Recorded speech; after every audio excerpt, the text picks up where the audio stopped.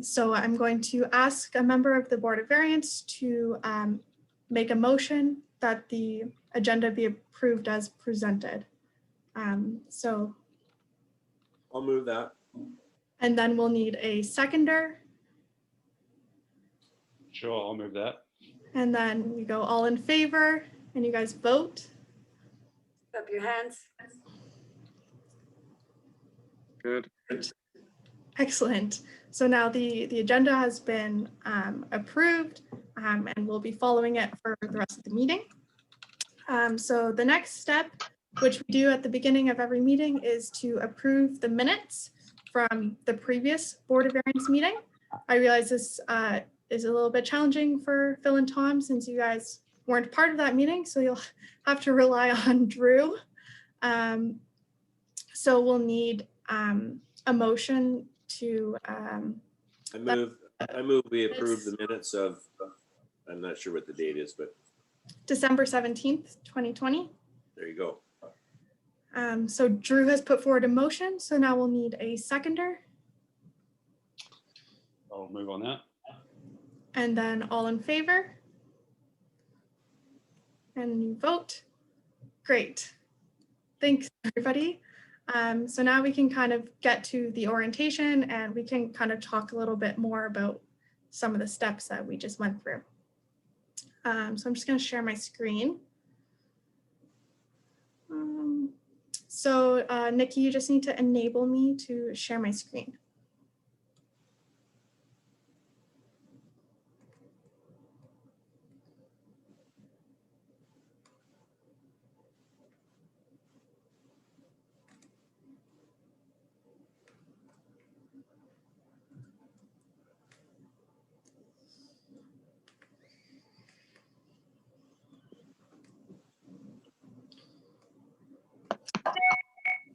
Great, so everybody can see?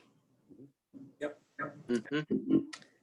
Right, so for this orientation session, I'm going to be going over the jurisdiction of the Board of Variance, the application and the hearing process, and at the end, I'm just going to highlight some resources that I think will be really helpful for you guys to look into further. I'm going to be going over quite a bit of content, so feel free to ask any questions throughout, and I can also answer questions at the end. So getting started, the Board of Variance is an independent tribunal comprised of 3 volunteer members who are appointed by council, so yourselves. And all BC municipalities that have a zoning bylaw are required by the Local Government Act to appoint a Board of Variance. So zoning bylaws, when they're made, they aren't necessarily sensitive to the characteristics of individual properties. In order to address this, the Board of Variance's role is to deal with any hardships that is created by those insensitivities on a case-by-case basis. And the Local Government Act outlines the jurisdiction of the Board of Variance, which we're going to dive into a little deeper. And the Board of Variance is established by the Village of Pemberton Board of Variance bylaw. And this outlines the general procedures for applicants and members of the Board of Variance and how it's run. And then as board members, you are subject to the Board of Variance terms of reference, which also includes a code of conduct and goes over conflicts of interest, confidentiality of information, working relationships, and governance. So in terms of the code of conduct, there's also a few other policies and forms that you guys will need to review and sign off that you've read them. So this includes the code of conduct, the social media policy, and the bullying and harassment policy. So I'll provide those to you. So to begin, the Local Government Act outlines the type of applications that the Board of Variance can review. So the main type of applications that you guys are going to be receiving are going to be related to the siting, size, or dimension of a building or other structure. So it's important to note that the Board of Variance cannot review applications that alter the permitted use or density. So I've listed the other application types here that you could receive, but they're not very common. So next, we're just going to take a closer look at the jurisdiction given to the Board of Variance through the Local Government Act. So Section 542 of the Local Government Act states that the Board of Variance may order that a minor variance be permitted from the requirements of the applicable bylaw. So it's important here to note the word. Frozen, Joanna? No, can you hear me?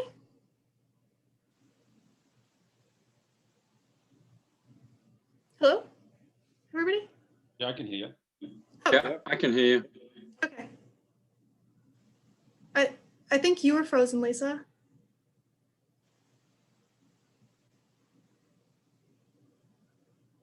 All right, I think we lost. Oh, Lisa?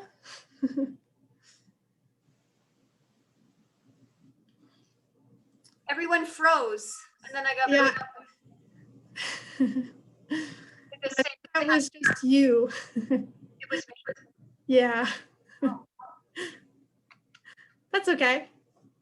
Anyways, so yeah, looking at this section of the legislation, it's important to note the word minor variance and think about what that means. So there's no definition of a minor variance, and the determination of a variance, if it's considered minor or not, is to be determined by the Board of Variance.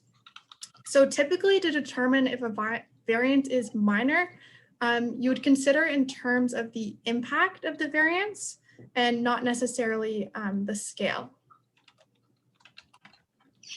So the legislation goes on to say that a minor variance may be permitted from the requirements of the bylaw if the Board of Variance finds that undue hardship would be caused to the applicant. So this leads to the questions of what is considered hardship and when is it considered undue. So it has to be kept in mind that all zoning regulations impose some measure of hardship on everybody who has to obey those regulations. And the rationale for the Board of Variance is the idea that there might be particular hardships faced by specific properties that can be addressed on the basis of individual applications. So typically a hardship would relate to the physical site characteristics, such as a lot shape or features such as rock outcrops or steep terrain. But hardship isn't limited to this by the legislation. And the Board of Variance has the ability to determine what constitutes as a hardship. Hardship becomes undue at the point that it's not necessary that the applicant endure the hardship to achieve the intent of the bylaw. So once the board has determined that the variance is minor and has found that the applicant would face undue hardship, next, you must ensure that the variance does not result in any of the following, including result in inappropriate development of the site, adversely affect the natural environment, substantially affect the use and enjoyment of adjacent land, vary permitted uses and densities, defeat the intent of the bylaw, or vary the application of an applicable bylaw in relation to residential rental tenure. So with the exception of the limitation on varying permitted uses or densities, this part of the Local Government Act is simply reminding the Board of Variance of some of the basic principles of zoning bylaws, which include ensuring compatibility of neighboring land uses, avoiding harm to the environment, and ensuring that sites are developed appropriately. So when determining if a variance is minor, creates undue hardship, and reviewing the criteria that I just outlined, a court that would be asked to review a Board of Variance decision is highly unlikely to second guess the opinion of the board. This exception of that would be if the variance did in fact vary permitted uses or densities. So the next section, 542.2, outlines items that the Board of Variance cannot conflict with, deal with, or apply to. And this includes covenants, items covered in land use permits or contracts, items covered by phase developments, flood specifications, or alterations under heritage conservation. So determination of these items is not subjective, and the board would need to be correct in these assessments for their order to be upheld by a judicial review. I will be reviewing the application process later in today's presentation, but I just want to note here that part of the process is a pre-application meeting, and staff would advise applicants if there's any conflicts with this section of the legislation. So once the board has made an order, it's important to note that unless otherwise stated in the resolution, applicants have 2 years to begin construction. Otherwise, the variance will expire. The board does have the option to set a time period in the resolution that is either longer or shorter than the 2-year period that construction must substantially start. And lastly, any decision by the Board of Variance is final. So there's no municipal appeal process. If someone wants to appeal a decision made by the Board of Variance, they would need to go to the courts for a judicial review. So next, I'm going to give you a brief overview of the application process and the hearing procedure. So let's begin by reviewing the steps that a typical application would follow. So usually the need for a variance is determined during the building permit review, but applicants can also reach out to staff before submitting their building permits if they would like to request a variance. Once the need for a variance is determined, staff will have a pre-application meeting with the applicant to explain the process and outline the application requirements. Once staff receive a complete application, we will prepare a staff report that outlines the application. A minimum of 7 days before the hearing, public notice, including the time, date, and location of the hearing, is mailed or hand-delivered to all neighboring properties within 100 meters of the subject lands. 7 days before the hearing, the agenda package is shared with the Board of Variance members and is posted on the village website. And the agenda package will include the staff report, the application, and any public comments that have been received to that date. After receiving the agenda, Board of Variance members, you should review the package, complete a site visit, and if you have any questions regarding the staff report, you can contact myself for clarification. So next, the public hearing is held, and the board will have the chance to hear from the applicant and members of the public, and through discussion, you'll come to a decision. And after the hearing, staff will formally notify the applicant of the decision. So just to recap, I'm going to highlight the main roles of everybody involved in the application process. So it's staff's responsibility to work with applicants to understand the process and submit complete applications. Staff organize meetings, provide agendas and meeting minutes. And at hearings, staff provide an overview of the application and can clarify policies.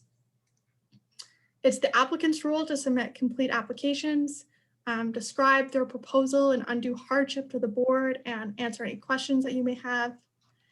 And it's the board's role to review applications before the meeting, come to the meeting with an open mind. So you shouldn't have a predetermined decision of what you're going to decide until you've listened to the applicant, listened to the public, and discussed it with the other board members. And finally, your role is to follow the legislation and work together to decide and provide reasoning if the variance should be approved or rejected. So there's a few items that the board has to consider when doing business that are laid out in the Board of Variance bylaw. So no member of the board shall discuss the merits of the application with any person who is not a member of the board or secretary before the board has reached a decision. So you should not be discussing the merits of the application with the applicant or any member of the public. As I mentioned, the idea is that you should be coming to the hearing with an open mind and making your decision at the hearing. Quorum of the board is considered 2 members. So ideally, we would like to have all 3 members at all the hearings. However, we could still proceed with 2 if necessary. And if this was the scenario, for a resolution to pass, both members would need to be in favor. And all meetings and deliberations of the board shall be open to the public. So because quorum of the board is considered 2 members, you can't discuss the merits of the application with each other outside of the hearing, because that would be considered a deliberation of the board and would need to be open to the public. So this is just something that you need to be aware of. And for example, like if you're conducting site visits, so that's why it would be recommended that you would go alone rather all together as a group. So it doesn't give the perception or provide the opportunity for you guys to be discussing the merits of the application in a forum that's not open to the public. So the Board of Variance meetings use Robert's rules. So we already had a little bit of practice using them at the beginning of this meeting when we were going through the adoption of the minutes and the agenda. But I came across this video put together by Simon Fraser Student Society, and I thought it was a really helpful and easy way to explain it. So I'm just going to share that with you guys now.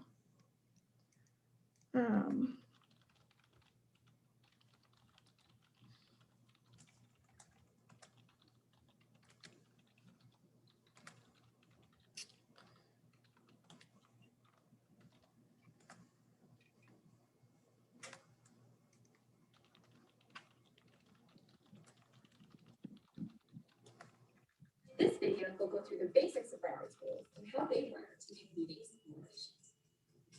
To keep meetings on track, all orders of business are organized in an agenda that lists the various items that will be discussed. At the beginning of our meetings, members will vote on the adoption of this agenda. Is anyone else having trouble hearing? Yeah. I can't hear it, Joanna. Oh, Proposals for organizations membership to Maybe you could just send people the link to it. Is it Sure.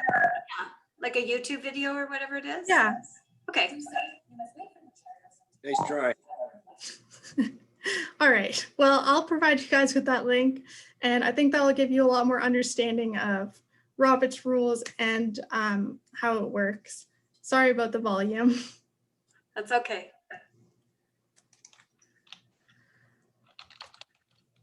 All right.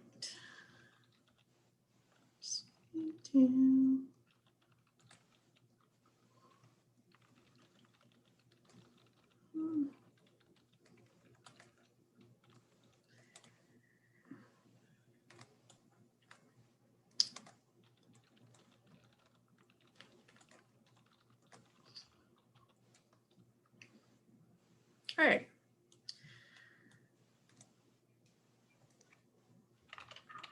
So, as I mentioned earlier, after this presentation, you'll be electing a chairperson who will manage the meeting.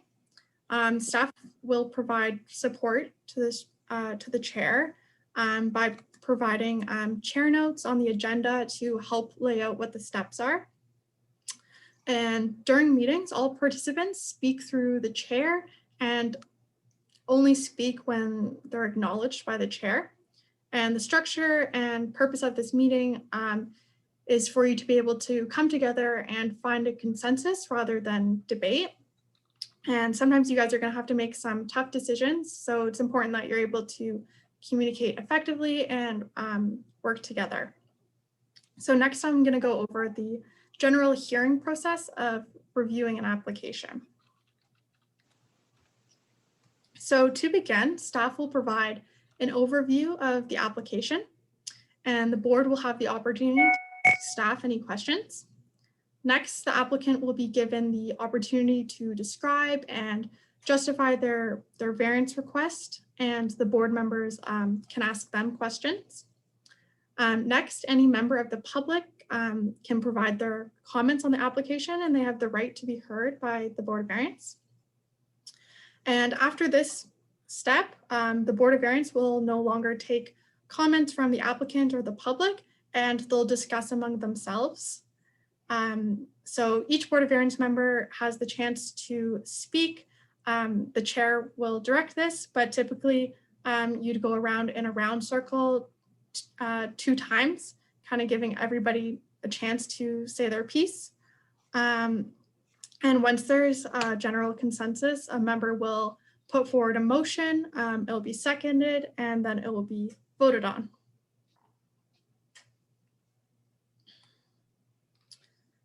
So in the past, the Board of Variance has scheduled meetings whenever an application was received, which used to be quite low. It used to be maybe 2 or 3 times a year.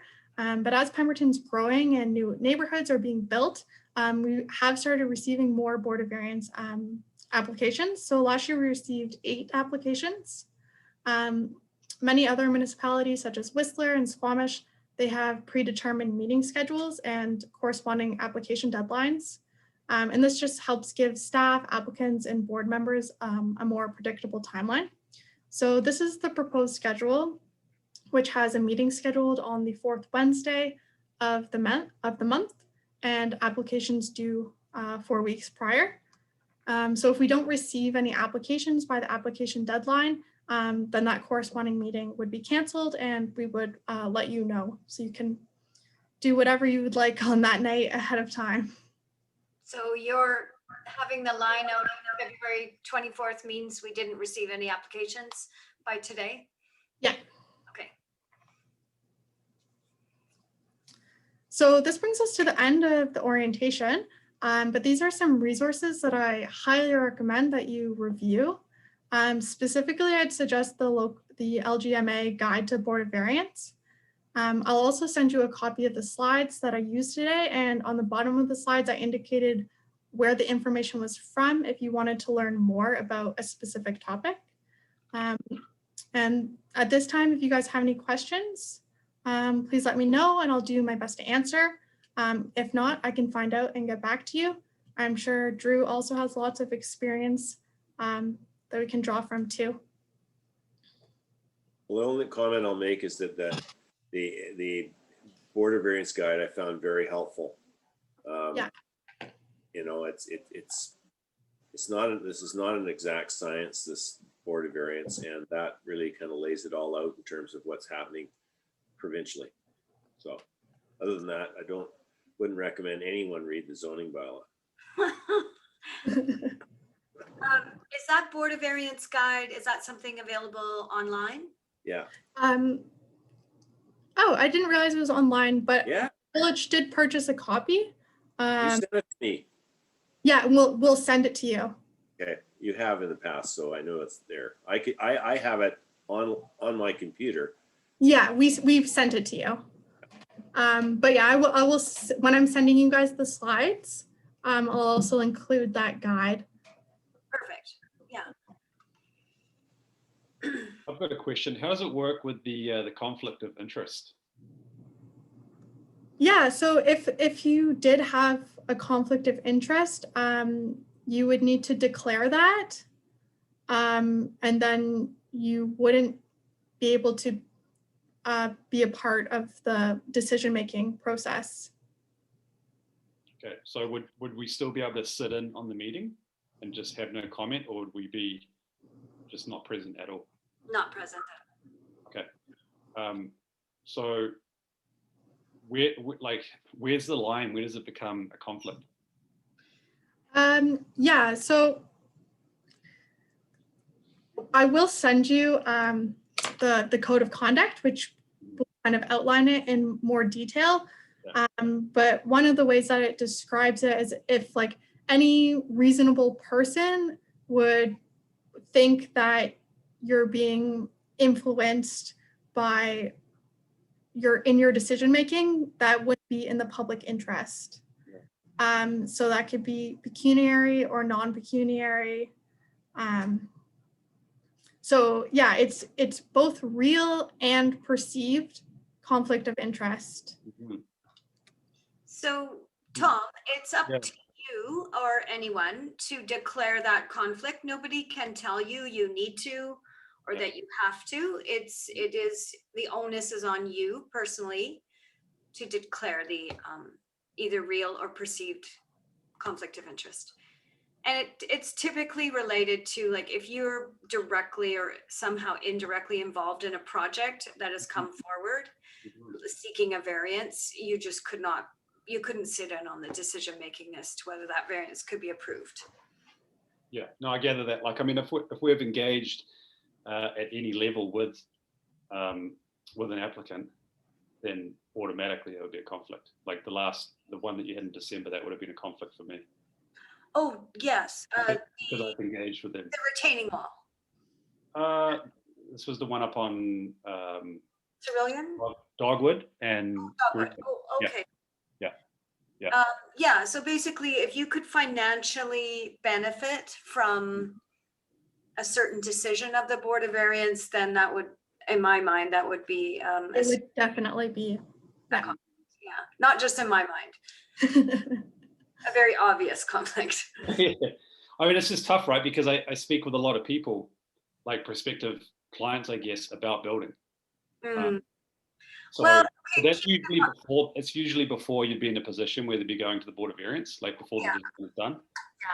So if you have a signed contract with them, then it would probably Obviously. be a best idea. If you've just spoken to them, like it's a small community. We all wear many hats. Mhm.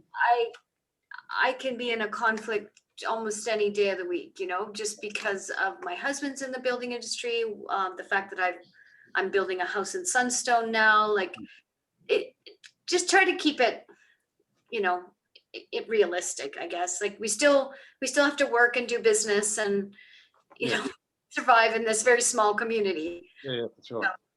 All right. I don't know. Drew, do you have any other thoughts on that? Well, I think if you think it's a conflict, it is. I mean, you really just have to. It's a personal judgment thing. But I guess, I agree with Lisa that there has to be, a direct linkage. I mean, if it's a friend, that's not a conflict, okay. But if you have a expectation of a business happening, you got to remove yourself. Yeah, for sure. Okay. And I think the rule of thumb is particularly in a small town, is if you think it is, get out of the room. It just right. And so, Tom, basically, I would assume that if you were at a Board of Variance meeting and on the agenda were 2 items, one of which you had a conflict, one of which you didn't. Yes. I'm not sure how we technologically would deal with this, Joanna, but would we, because like you could downgrade Tom to demote him as an attendee, but he's still able to listen. Is that? No. But he's not at the decision-making table. You can place him in the waiting room, and then he can't hear or see anything. Yes, that would be better, because if we were in person, we would ask you to leave the room. Yeah. Okay. Yeah. So you'd have to go sit in the waiting room, the virtual waiting room, all by yourself. Mhm. All right. But yeah, thanks for asking. I think those are really important questions to consider. As Drew was saying, I definitely recommend erring on the side of caution.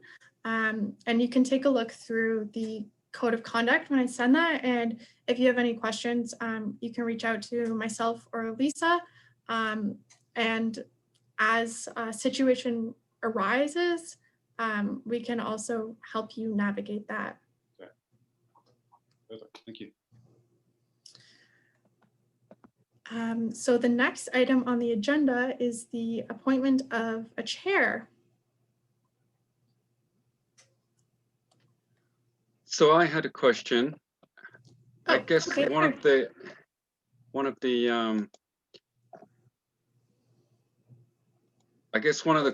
board members is the chair, right?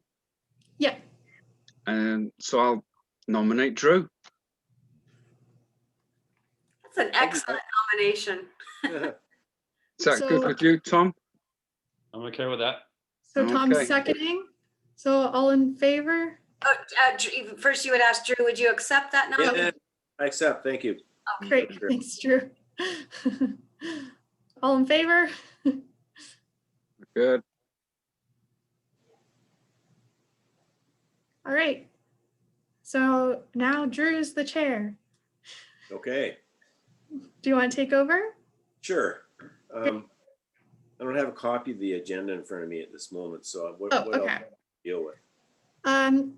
So we have, I don't believe we have any new business. So the next item would be the next meeting and the adoption of the meeting schedule, which I just shared with you guys.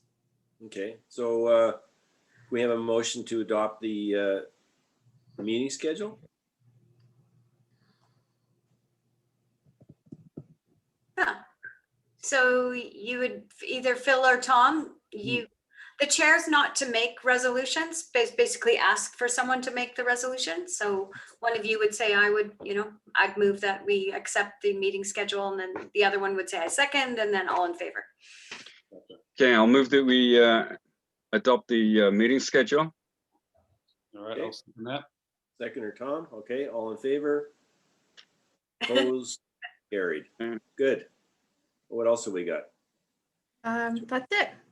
Okay, so just as I say, I've done this the last 3 years, so I hopefully the only we'll have to work through the Zoom thing because that's something I'm not too familiar with.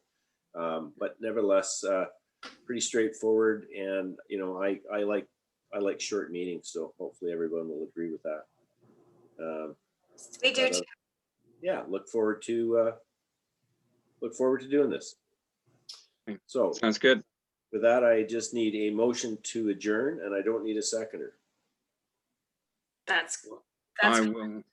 Sorry, does that have to come from a board of variance? Yes, you guys, the three of us are the only people in the room for all intents and purposes. Right. Okay. Well, I'll make a proposal that the meeting's adjourned. Okay, good. That's great. Well, thank you very much, everybody. Anything else, Joanna? Nope. Have a great night. Thank you. All right. Okay. Talk to you later. Okay. Thank you very much.